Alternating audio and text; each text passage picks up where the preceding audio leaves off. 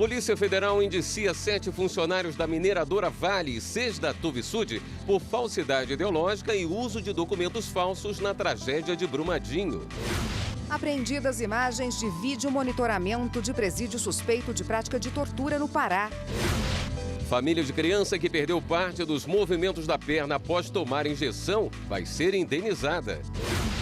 A importância da prevenção e diagnóstico precoce do Alzheimer. Doença neurodegenerativa que não tem cura pode levar o paciente a depender totalmente dos familiares.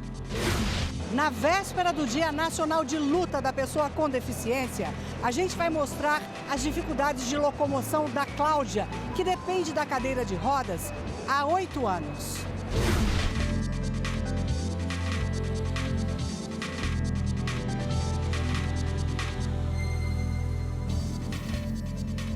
Olá, boa noite. Boa noite.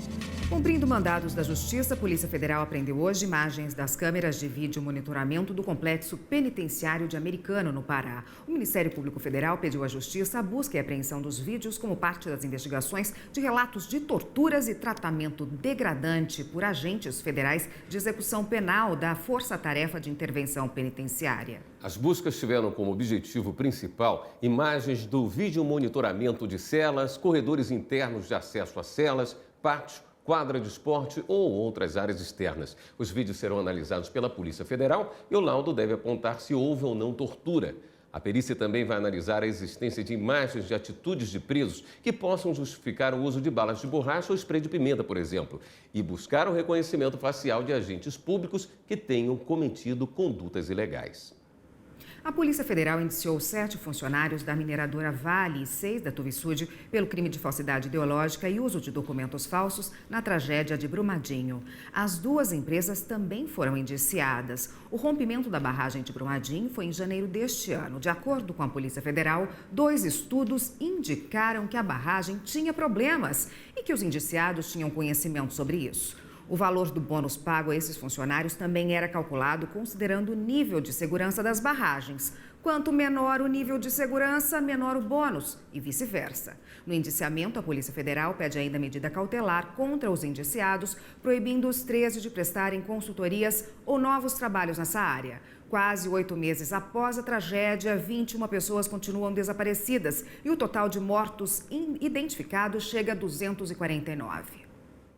Em Minas Gerais, uma criança que nasceu com uma síndrome genética rara vai receber fraldas geriátricas por decisão da Justiça.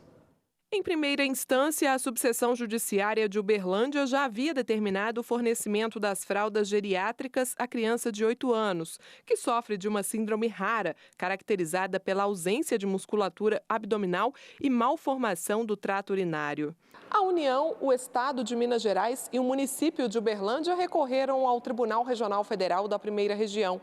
A União alegou que repassa a verba ao município para prestação dos serviços de saúde. Já o Estado afirmou que o Judiciário não deve interferir na formulação de políticas públicas na área. E o município argumentou que a responsabilidade não é solidária no caso e as fraldas seriam para mera comodidade do paciente. A 5ª turma do TRF1 rejeitou todas as alegações. O relator desembargador federal Carlos Augusto Pires Brandão ressaltou que é dever do Estado fornecer remédios e insumos necessários para o tratamento, em atenção aos princípios da preservação da saúde e da dignidade da pessoa. O colegiado destacou que as fraldas geriátricas requeridas são indispensáveis para manter a dignidade e higiene da criança. Já em Guarulhos, São Paulo, uma criança que perdeu parte dos movimentos da perna após tomar injeção em um hospital vai ser indenizada. A decisão é do Superior Tribunal de Justiça. Uma criança foi levada pela mãe para um hospital público porque estava com febre alta e tosse e foi então diagnosticada com pneumonia. Mas quando a criança foi medicada, a injeção atingiu o nervo ciático. Depois disso, ela passou a apresentar problemas na perna, que resultaram em incapacidade parcial permanente.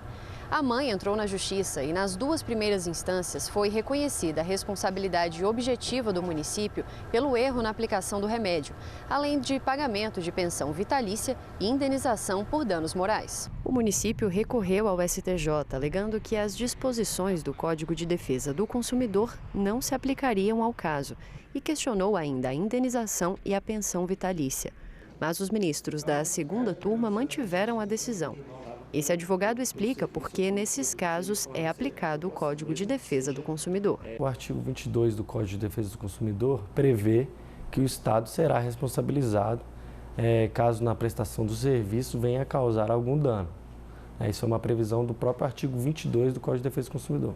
Em relação à indenização e à pensão vitalícia, o relator, ministro Herman Benjamin, destacou que o tribunal já tem entendimento de que a revisão de indenização só é possível quando for exorbitante ou insignificante, o que não foi o caso. O ministro também explicou que, quando há incapacidade permanente, o pagamento de pensão deve ser vitalício.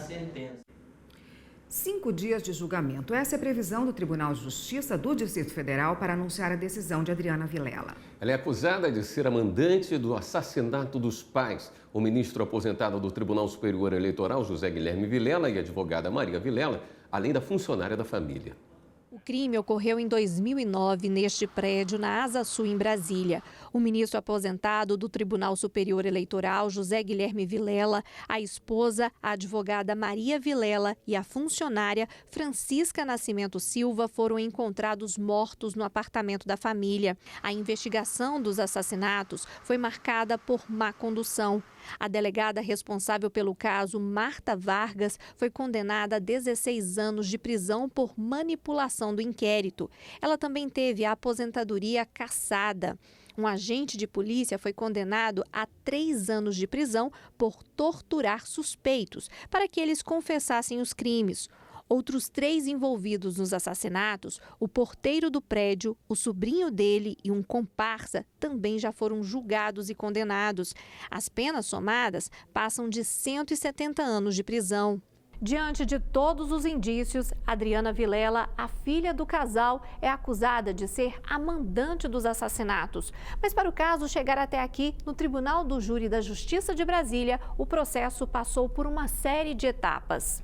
Primeiro, o oferecimento da denúncia, que é a peça acusatória feita pelo Ministério Público. Depois, o processo foi recebido pelo juiz, que aceitou a acusação contra a Adriana. Logo em seguida, a Adriana foi comunicada da acusação e, assim, teve a chance de apresentar uma primeira defesa. Aí veio a fase de instrução processual, realizada por meio de depoimentos de testemunhas e provas documentais, como laudos médicos e da perícia. E em 25 de maio de 2013, houve a sentença de pronúncia, em que Adriana foi apontada como mandante do crime, que ficou conhecido como caso Vilela. Os advogados de defesa encaminharam diversos pedidos à Justiça para tentar evitar que Adriana vá ao banco dos réus, mas tiveram as solicitações negadas, a última delas pelo ministro do Supremo Tribunal Federal, Luiz Roberto Barroso. Agora, a previsão é de 5 dias de julgamento no Tribunal do Júri, que deve começar nesta segunda-feira, dia 23, e terminar somente na sexta, 27. O juiz, Paulo Rogério Santos Giordano, irá conduzir todo o rito, que começa com um sorteio de 7 jurados para formar o conselho de sentença. Depois, vem a fase de análise das peças do processo, até a fase de perguntas, quando os jurados respondem questões como: se Adriana é ou não mandante do crime. Caso condenada, o juiz faz o cálculo da pena. A seguir, a importância da prevenção e diagnóstico precoce do Alzheimer. Um cérebro ativo, ele está menos suscetível ao surgimento da demência de Alzheimer.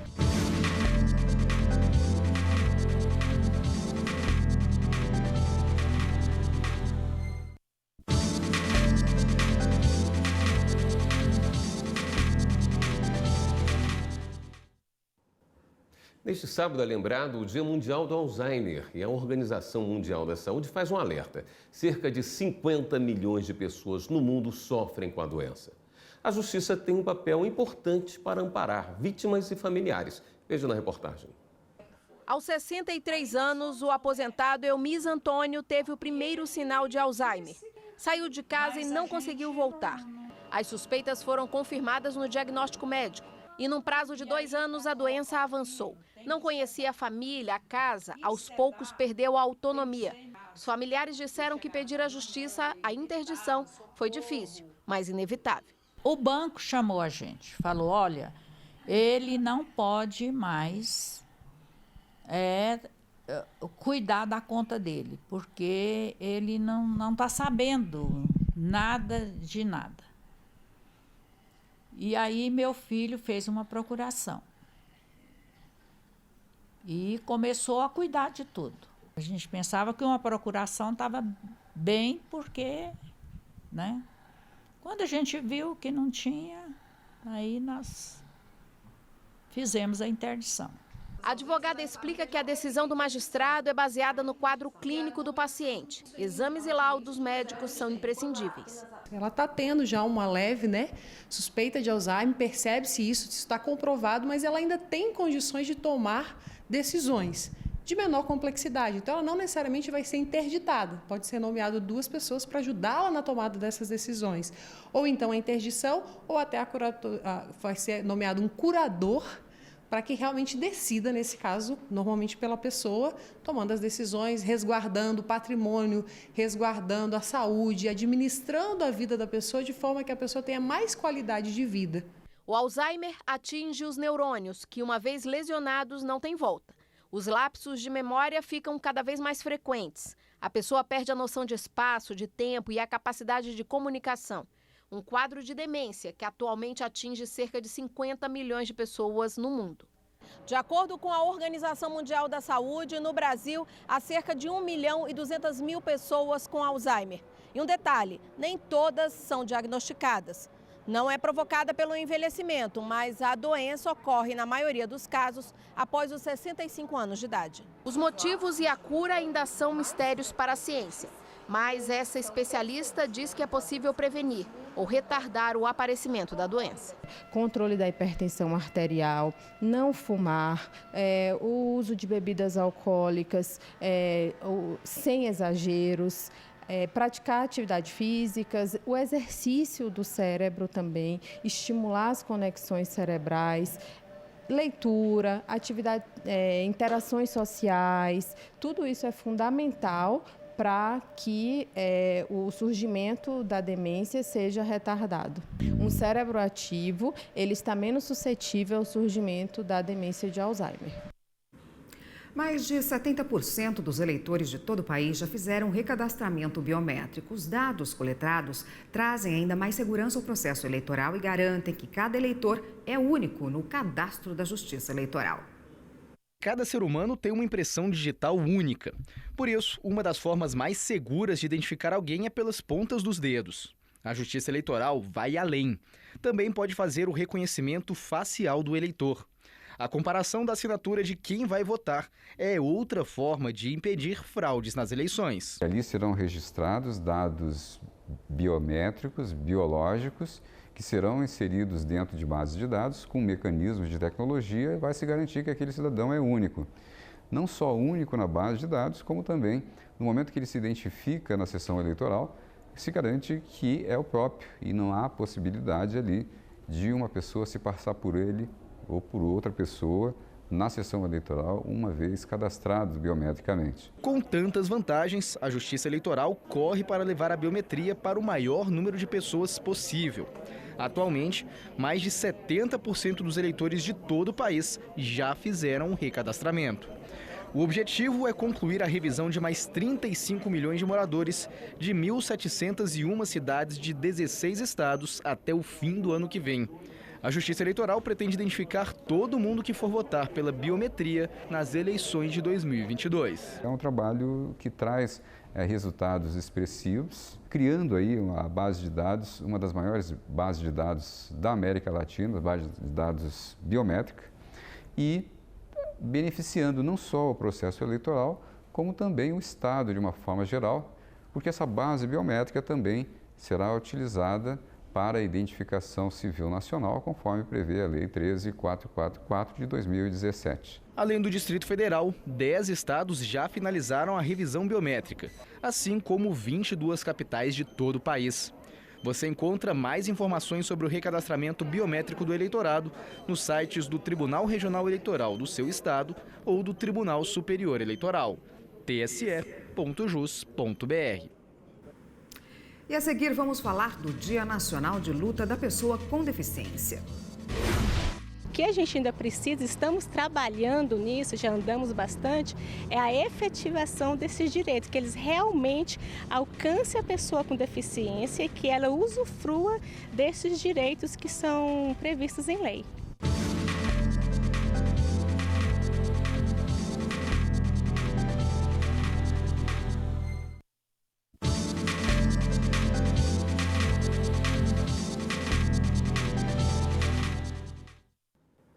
Um momento para debater a legislação, as práticas mais efetivas e outros temas ligados à inclusão.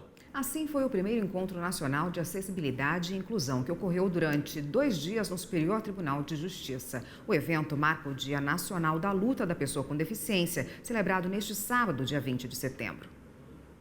O primeiro Encontro Nacional de Acessibilidade e Inclusão foi marcado por depoimentos emocionantes de pessoas com deficiência que enfrentam dificuldades de acessibilidade no dia a dia.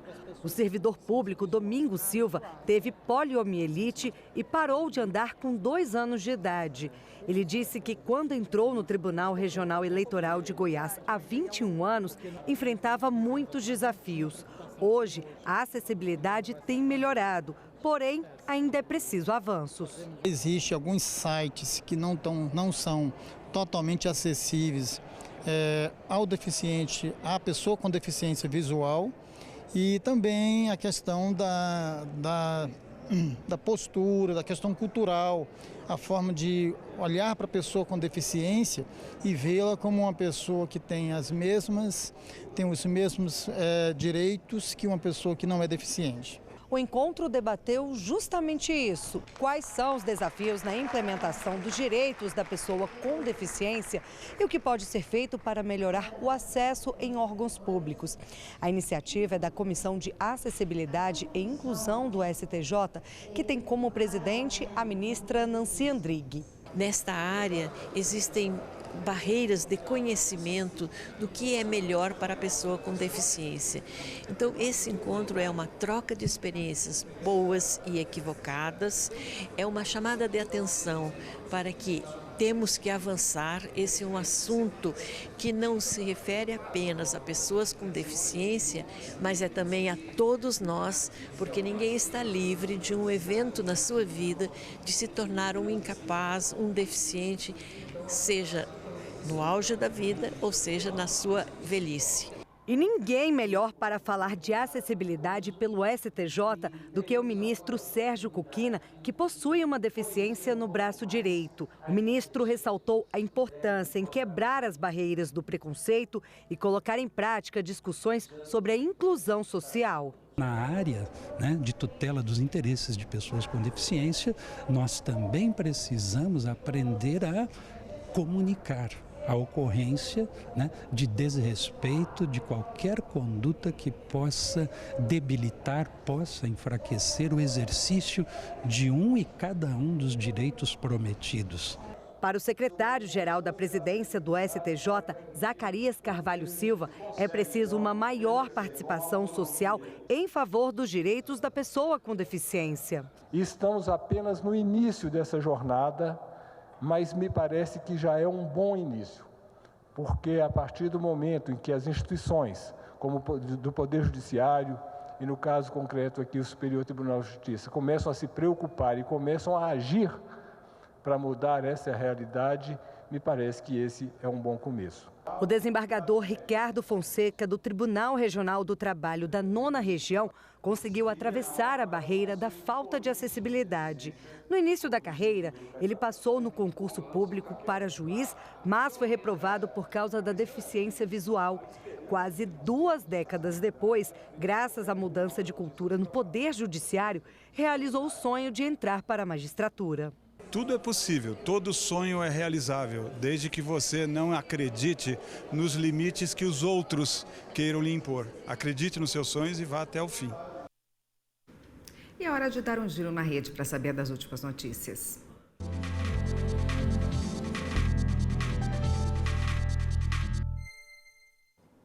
Vamos até a redação do Jornal da Justiça falar com a repórter Viviane Novaes, que tem as últimas. Oi, Viviane, boa noite.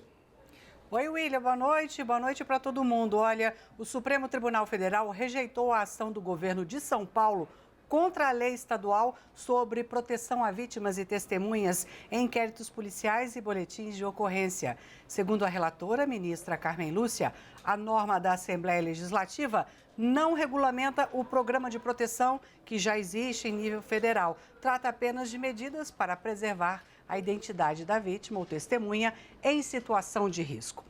E o presidente Jair Bolsonaro sancionou a Lei da Liberdade Econômica, que altera regras trabalhistas e que, segundo o governo, reduz a burocracia para empresários. O registro do ponto dos funcionários, por exemplo, passa a ser obrigatório apenas para empresas com mais de 20 empregados. Antes, a regra valia para, no mínimo, 10 trabalhadores. As agências bancárias podem funcionar aos sábados com direitos trabalhistas preservados. E como você viu há pouquinho aqui no jornal, amanhã é o Dia Nacional de Luta da Pessoa com Deficiência. Eu e o cinegrafista Paulo Dutra acompanhamos uma cadeirante para ver as dificuldades que ela enfrenta no dia a dia. Veja só na reportagem. O prédio fica numa das áreas nobres de Brasília. Olha aí a rampa para quem tem dificuldade de locomoção. Mas as adaptações para pessoas com deficiência param por aqui. Cláudia, que mora no edifício, depende da cadeira de rodas. Ela tenta abrir sozinha a porta do elevador. Aí eu não tenho esse movimento do lado esquerdo. Então, como que eu devo segurar isso aqui e mexer com o meu carro aqui? Olha só. No hall do prédio também não tem jeito dela abrir a porta de saída. Que dificuldade.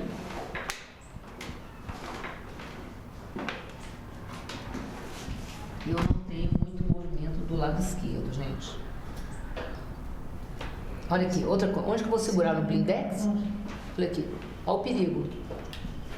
Como é que eu vou... Se eu empurrar isso aqui, eu vou quebrar esse blindex, ou o blindex pode explodir. E como alcançar o interfone? Eu quero chamar o porteiro. Eu vou fazer o quê? Porteiro! Não, mas o interfone é ali. Como é que eu vou chamar o porteiro? Eu faço questão de mostrar para vocês, arquitetos e engenheiros. Vocês experimentam sentar numa cadeira de rodas antes de fazer o projeto? Inclusive de beleza. Tudo bem, é muito bonito, mas quem é que vive aqui? São pessoas. O que vale mais? A beleza das coisas ou são as pessoas? Não tem culpa, né? Não tem preço a vida. E o meu direito de ir e vir é o mesmo dos outros. Na calçada, a rampa é bastante inclinada. Cláudia desce usando o freio da cadeira de rodas. As dificuldades começam em casa e continuam nas ruas.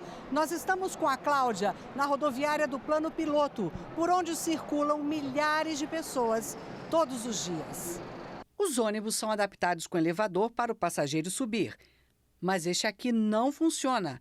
Encontramos outra cadeirante, a Noêmia, que já perdeu a conta das vezes em que passou pelo mesmo problema. Eu não estou assim podendo nem ir e vir, porque os ônibus, a maioria estragado. Teve um hoje que estava estragado, o local de pôr aqui o cinto de segurança. E aquele ferrinho também da lateral estragado.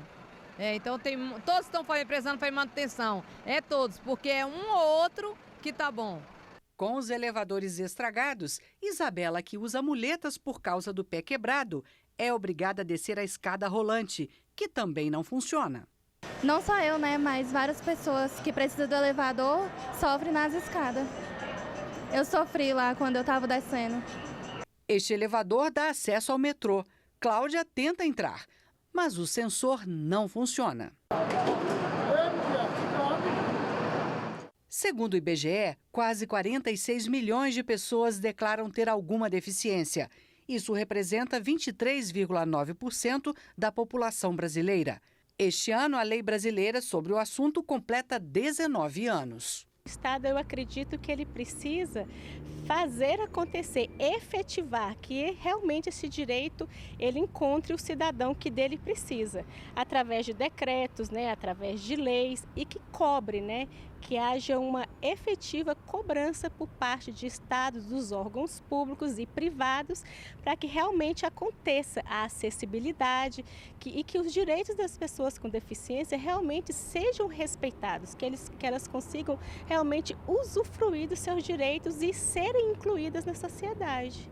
Para Josilane, que cuida de Cláudia, falta cuidado e consciência. Precisa ter mais consciência, cuidar mesmo, né? Tem esse olhar de solidariedade para com o outro.